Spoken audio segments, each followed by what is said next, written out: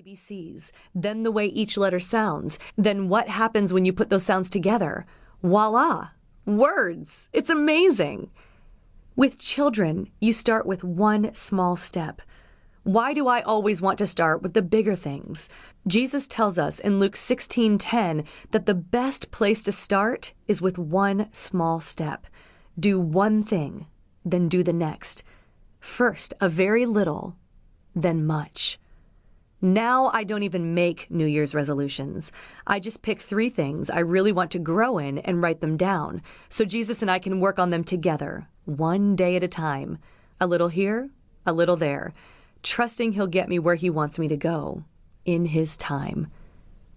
Gwen Ford Falconberry. Faith step. Take your first steps today in the next 3 areas you have decided to grow. Don't try to do too much. A year of baby steps adds up to a lot of growth if you stick with it. Thursday, January 2nd. Trust in the Lord with all your heart and lean not on your own understanding. In all your ways submit to Him, and He will make your paths straight. Proverbs 3:5-6, NIV. I discovered my love of writing in junior high.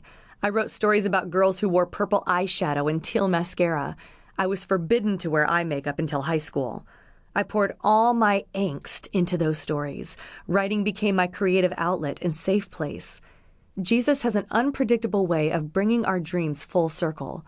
Here I am, decades later, teaching junior high schoolers how to write, unleashing dreams and potential.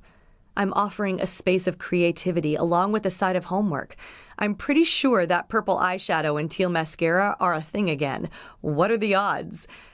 When I started looking for a job this past year, I wasn't even thinking of teaching.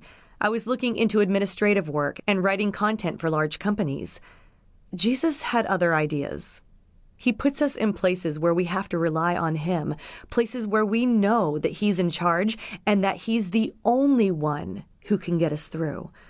Jesus flings open doors of opportunity that make us more than a little sweaty. He sends opportunities where fear grips the backs of our throats and sets our hearts pounding. Opportunities like teaching vocabulary to 25 sixth graders. He wants our fears to launch us toward faith. Then He grins and says, "Do you trust me? Because together we can do this." He's asking us to let go of our own understanding so that He can make our paths straight. Susanna Foth Ottman. Faith step. What is the next step that you're getting ready to take? Are you banking on your own understanding?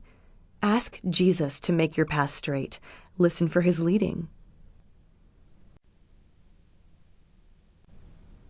Friday, January 3rd.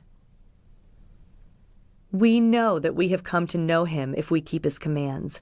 But if anyone obeys His word, love for God is truly made complete in them. 1 John 2:3-5. NIV.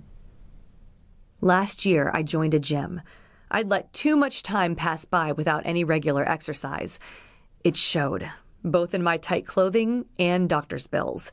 It was time to get back in shape. I began going to the gym 3 mornings a week. At first it was grueling, but soon physical benefits became apparent. The various machines and weights became as familiar as old friends. Then I fell ill and missed several weeks. When I finally was strong enough to return, the circuit seemed impossible. I gritted my teeth and forced myself to participate. My muscles screamed at me, and I was tempted to stop going altogether. But every time I went back, it became easier. The weights didn't strain my arms and legs as much, and if I had to postpone a workout, my muscles missed it. When I first became a Christian as an adult, many of the rules seemed constricting, and I questioned their necessity. I prioritized myself over Jesus, letting faith take a backseat to my lifestyle. Soon I became spiritually flabby, but my soul hungered for Jesus. The more hours I spent in Scripture, the more I enjoyed it. As I increased my prayer time, my relationship with Jesus, once tenuous, blossomed. Just as my body requires regular exercise, my soul craves Jesus. My newest goal is to be spiritually fit. I desire the faith inside me to reflect Christ's peace. When I meet others, I hope it shows.